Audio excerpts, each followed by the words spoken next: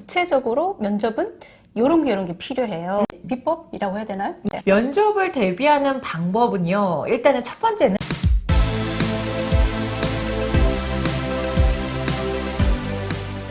요즘 또 시즌이 그래서 그런지 네. 아이들 면접 준비 많이 시키고 계실 텐데 구체적으로 면접은 이런 게 필요해요. 어떤 점을 좀 중점을 네. 해서 지금 가르쳐야 되는지 비법이라고 해야 되나요? 네. 좀 가르쳐 주세요. 면접을 대비하는 방법은요. 일단은 첫 번째는 질문의 의도를 파악하는 게 제일 중요해요. 의도를 파악해라. 그러니까 안 좋은 예를 들자면 제가 그 면접 수업할 때 처음에 이 아이가 어느 정도까지 면접을 할 수 있는지 테스트를 해보는데 이렇게 빈출 질문 중에 지금까지 살면서 힘든 경험을 해본 적이 있나요? 언제가 가장 힘들었나요?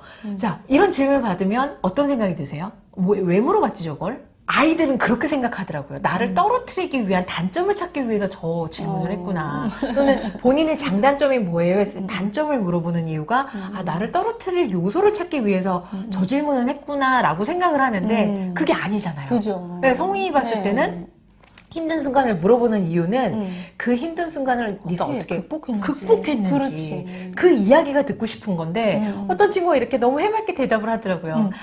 감사하게 또 저희 부모님께서 잘 키워주셔서 지금까지 큰 어려움 없이 잘 자랐습니다. 너무 당당하게 상위권 학생이었는데 그렇게 대답하는 걸 보고 아, 이게 질문 의도 파악하는 게 더 중요하겠구나. 그걸 파악을 했어요. 그 다음에 이제 두 번째는 그거를 풀어나가는 과정에서 사실 생활기록부 성적이 다 비슷비슷해요. 그렇죠. 그리고 대한민국의 고등학교 학교 생활이 다 비슷비슷해요.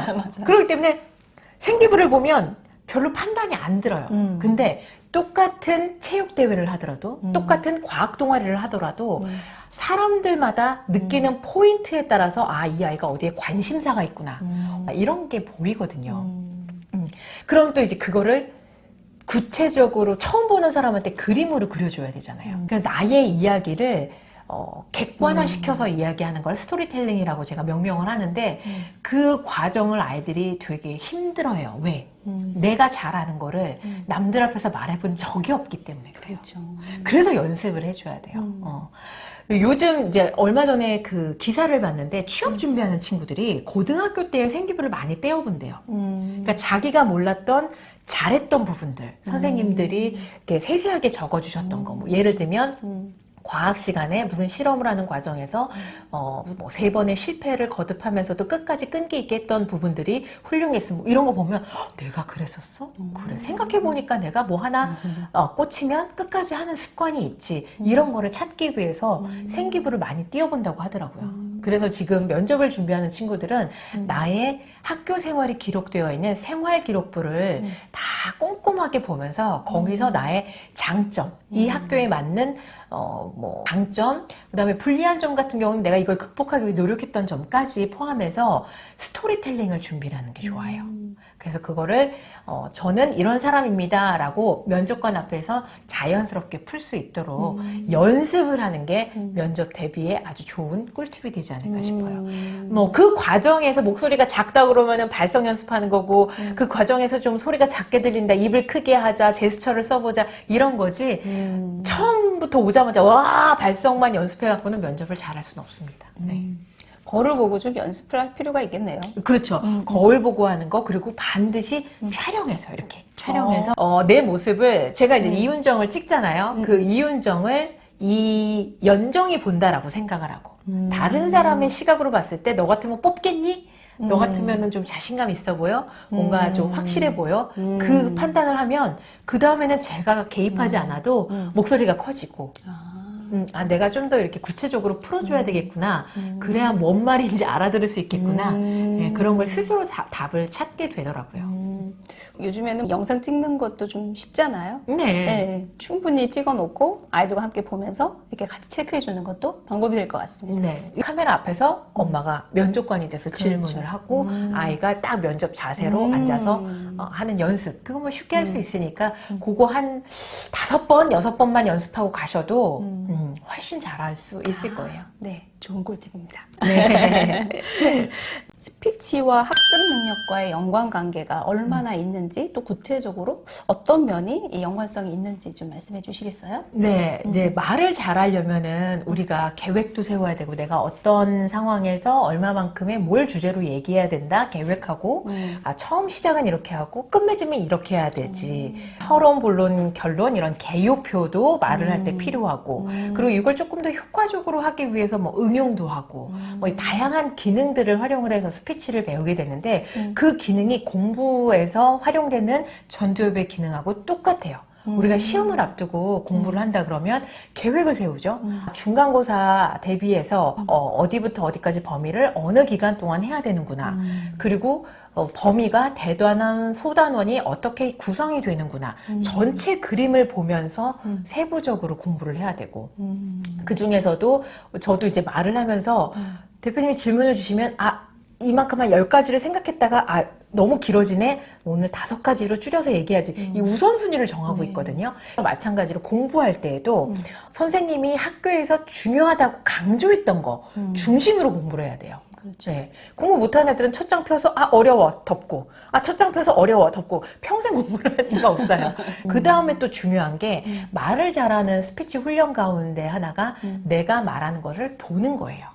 저도 다 모니터 하거든요. 네. 그러면 그 다음에 반복되는 실수를 안 하게 되잖아요. 공부에서도 오답 노트를 통해서 내가 실수해서 틀린 건지 몰라서 틀린 건지를 통해서 더 나은 공부를 하게 되는 거예요. 그러니까 지금 이게 같은 맥락으로 그 기능들이 활용이 되고, 그게 이제 스피치 브레인이라는 건데, 스피치 브레인을 키우면 공부머리도 키워지고, 더 나아가서는 일머리도 키워지게 되는. 네. 2015 개정교과부터 시작을 해서 2022 개정교과까지 보면은 문해력, 의사소통 능력, 협업 능력 이런 부분들이 들어가요. 그 과정에서 발표, 토론, 그리고 발표도 혼자 하지 않아요. 모둠이 준비해서 발표를 하고, 그 평가 방식도 그 상호평가라고 해서 친구들끼리 서로가 서로를 평가하는 부분도 들어가요. 그럼 그거는 결국 관계, 커뮤니케이션, 소통 점수거든요. 그래서 이런 부분들이 잘 돼야만 성적으로도 연결이 잘 되는 거죠. 이제 지금 슬슬 시즌이 대입 면접, 그 다음에 특목고 면접 지금 한창 코칭하고 있는데요. 결국에는 지식을 활용할 줄 알고 그걸 얼마만큼 아는지 깊이를 보고자 하는구나. 그러려면 표현하고 소통할 수 있어야 되는구나. 그래서 저는 면접 교육을 할 때 들어가서 네가 아는 걸 이만큼 발표하는 자리가 아니다. 면접관 질문의 의도를 파악을 해서 핑퐁, 면접관하고 소통을 하러 들어가는 자리이기 때문에 기본적인 소통 능력을 알고 들어가줘야 된다. 네, 취업도 마찬가지고요. 네. 길게 보자면 인생을 사는 데 있어서 필요한 능력이라고 보시면 될 것 같아요. 이게 한번 준비가 되면 계속 써먹을 수 있는 거네요. 네, 보면. 그렇죠. 네, 스피치라는 게 결국에는 이렇게 소통 능력이잖아요. 네네. 사람들이 소통 능력을 키우기 위해서 필요한 방법이라든지 태도 이런 거 말씀해 주실 게 있다면? 기본적으로 스피치를 잘하려면 이제 공감을 잘해야 된다고 거듭 말씀을 드리는데, 이 공감을 할 때의 자세 태도는 열린 마음이에요. 열린 마음. 네. 그러니까 저 사람을 관찰을 해서 그 사람이 필요한 게 무엇인지를 공감할 수 있도록 노력하자고 했잖아요. 그 과정에서 저 왜 저래? 저 사람은 나랑 달라. 그러니까 다르다고 표현을 하면서 받아들이면 돼요. 다르니까 저럴 수 있겠구나, 그럴 수 있겠구나 라고 받아들이면 말도 예쁘게 잘 나오고, 너는 그렇게 생각해, 나는 이렇게 생각해, 자연스러운 토론이 되는데, 왜 그렇게 생각해? 틀린 거 아니야? 아니야, 내 말이 맞아. 그러면서 이제 좀 나이가 들면 라떼는 말이야. 이게 되는 거잖아요. 그래서 사고의 유연성이라고 해서 내가 열린 마음으로 다른 사람들을 다 이해하고 받아들이는 그 과정이 어떻게 보면 공감의 한 과정이고, 그 연습을 많이 해야 돼요. 그래서 우리 어머님들이 아이들한테 해주실 때 쉽게 말해 가스라이팅을 하면 안 돼요. 너는 이런 아이잖아. 너는 왜 이렇게 맨날 게을러? 이렇게 뭔가 프레임을 씌워버리면 아이는 엄마의 말이 맞고 뭐 내가 틀렸다, 내가 잘못됐다라고 판단을 하면 다른 사람도 그렇게 바라보게 돼요. 제가 이렇게 지도를 하는 친구들 보면은 유독 자신의 잘못된 점을 못 받아들이는 친구들이 있어요. 또는 다른 친구가 자기와 다른 생각, 다르게 행동하는 부분에 대해서 막 짜증내거나 실증내거나 좀 신경질적인 반응을 보이는 아이들이 있는데 그런 친구들을 면밀히 관찰하고 상담을 하다 보면 그러니까 모범적으로는 잘 왔어요. 왜냐하면 틀이 굉장히 타이트하거든요. 넌 이래야 돼. 이거를 해야 돼. 너는 이렇게 커야 돼. 이런 프레임 안에서 갇힌 아이들은 스피치를 발전시키는데 또 소통 능력을 키우는데 좀 시간이 오래 걸립니다. 네. 그래서 우리 어머님들이 열린 마음으로 유연해야겠네요. 네, 유연하게 뭐 예를 들면 저희 집 같은 경우는 그래요. 저는 ENFP예요. 그러니까 P는 약간 그 감정형이잖아요. 이게 어떤 흐름이나 이렇게 상황에 따라서 반응을 하는 편인데 저희 집 남편 아들 둘은 다 J예요. 그래서 처음에 이제 남편은 나는 늘 짐을 다 전날 싸놓는데 왜 너는 당일날 아침에 싸? 이거 갖고 되게 많이 싸웠었어요. 네. 근데 이제 아무래도 아이들 교육상 그리고 이제 아이들과의 관계를 위해서 엄마는 P라서 그 전까지 생각 다 해놓고 당일날 아침에 마지막으로 딱 싸는 게 편해. 근데 너는 J니까 넌 전날 싸는 게 편하지. 그럼 넌 그렇게 싸. 엄마는 이렇게 쌀게. 그래도 여행 가는데 아무 지장 없잖아. 각자의 방식이 있는 거야. 문제가 생길 때는 협의만 하면 돼. 이렇게 대화를 풀어나가면 아이들도 아 그럴 수 있겠구나라고 받아들이게 되는 거죠. 서로 소통을 하다 보면은 아이들도 좀 열린 마음을 키울 수 있을 거예요. 충분히 이해할 수 있는 부분들이니까 부모님이 아 다른 애가 아니라 아 다르구나라고 반응해주는 네. 네, 그런 게 좀 필요할 것 같습니다. 대신 조금 주의하셔야 될 거는 우리 아이는 다른 아이들과 이렇게 달라요. 해서 이제 맘충 소리를 들으면 안 되겠죠. 그래서 이제 기준은 다른 사람에게 피해를 주는 행위라던가 마음 같은 거. 뭐 예를 들면 아이들이 나 저런 건 너무 짜증나. 막 애들이 그렇게 얘기하면 그렇게 생각할 수 있겠구나라고 받아들임과 동시에 그럴 때는 정말 이제 지도가 필요하죠. 부모로서. 하지만 그 사람은 그 사람 나름대로의 뭐 생각에서 그런 행동을 했을 거니까 네가 아무리 기분 나빠도 그렇게는 표현하지 않았으면 좋겠어. 그리고 너가 아무리 자유분방한 성격이지만 그렇게 막 들이대듯이 친구한테 하는 거는 상대방을 불편하게 하는 거야. 이런 제재는 가해주면서 가이드라인을 주셔야 네, 아이도 열린 마음이 돼 그 상식선을 지키는 올바른 인성을 갖출 수가 있습니다. 보편적인 가치는 지키는 안에서 서로 그렇죠. 다름을 인정하는 거. 네, 네. 좋습니다. 네, 우리 작가님도 지금 아까 잠깐 말씀하셨을 때 아이들이 있었어요. 네. 네, 두 자녀 지금 키우고 계신 아들 걸로 아는데. 둘. 네, 아들 엄마네요, 보니. 목메달입니다. 네, 마지막으로 교육에 대해서나 또 두 아이 키우신 것도 참 궁금한데 우리 채널 어머님들한테 한 말씀 해주시면 네. 좋을 것 같습니다. 저는 이제 두 가지를 조금 중점적으로 말씀을 드리는데요. 이제 첫 번째는 초심을 잃지 말아라. 네. 초심이라는 거는 아이가 처음 태어났을 때 막 뱃속에서 꼬물꼬물거리고 얼른 만나기를 바라고 저는 아직도 기억이 나는 게 저는 제왕절개로 아이를 낳았어요. 여가여갖고 아이가 나오자마자 제 옆에다 갖다 주고 엄마 세상에 나온 아이한테 첫마디 해주세요. 근데 너무 당황해갖고 안녕? 이랬거든요. 그때는 진짜 아이가 눈 깜빡이는 거, 웃는 거, 손 하나 뻗는 거 하나까지 너무 소중하고 막 담았잖아요. 근데 어느 정도 크고 지금 이제 중학생이잖아요. 거의 성인처럼 하다 보면은 이제는 잘못된 것만 자꾸 찾게 돼요. 넌 왜 아직도 이러니? 너 지금 이 상황에서 웃음이 나와? 막 이런 식으로. 옛날엔 그 한 번 웃음을 보기 위해서 어르고 달래고 했는데 지금은 이제 바라보는 시각이 많이 달라졌잖아요. 건강하게만 자라다오. 공부 욕심이라든가 이런 거 안 부릴 테니 건강하게만 자라다오. 그렇죠. 그 초심을 잃지 않으셨으면 하는 마음. 그래서 저는 저희 아들 태어나자마자 사진 어릴 때 동영상을 항상 핸드폰이 바뀌어도 갖고 다녀요. 중학생이니까 막 여기까지 욕이 이렇게 나올 때 그걸 한번 봐요. 그래 이렇게 해봤던 아이지. 예, 그랬던 아이지. 내가 품어줘야지. 내가 이 아이의 울타리가 돼줘야지 하면서 이제 욕 나올 뻔한 거를 한 번 더 이제 순화시켜서 얘기를 하는 거죠.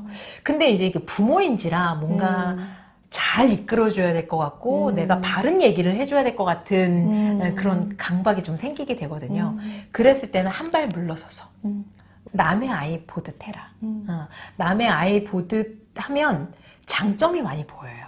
그리고 아이들을 잘 관찰하면서 우리 아이를 어떤 아이인지, 이 아이는 나랑은 다르다. 왜냐하면 아이들의 DNA는 나와 남편의 DNA만 섞인 게 아니라 시부모, 우리 친정부모 복합적으로 이루어졌기 때문에 1 더하기 1은 2가 아니라 1 더하기 2는 4라는 너무 새로운 인물이 나온 거예요. 그렇기 때문에 나를 대한다, 남편을 대한다라는 느낌이 아니라 새로운 인격체라는 생각으로 객관적인 시각으로 바라보려고 노력을 하면은 좀 아이를 키우는데 큰 소리 나지 않고 좀 소통을 하는데 도움이 되실 수 있을 거예요. 그리고 이제 마지막으로는 집에 계시면서 아이들과 많은 시간을 보낼 때 시간을 많이 보낸다고 해서 다 좋은 건 아니거든요. 양질의 대화를 꼭 나눠주셨으면 좋겠어요. 아이랑 눈 맞춤하면서 끄덕이고 좀 이제 아이가 허용한다 그러면 손도 잡고 막 이렇게 하면서 스킨십을 통해서 또 애착이 많이 형성이 되잖아요. 그런 시간을 하루에 아무리 못해도 10분에서 20분 잠자기 전이나 아니면 아침 시간에 갖는 거. 저는 이제 꾸준하게 아침에 일어났을 때 제가 꼭 하는 게 있어요. 둘째가 중1이거든요. 저보다 키가 커요. 근데 꼭 안아줘요. 잘 잤죠? 그때 어느 날 아이가 우리 엄마의 장점 중에 하나가 아침마다 기분 좋게 깨워준다. 이렇게 얘기를 하더라고요. 그래서 아이들과 스킨십 대화를 하루에 꼭 한 번.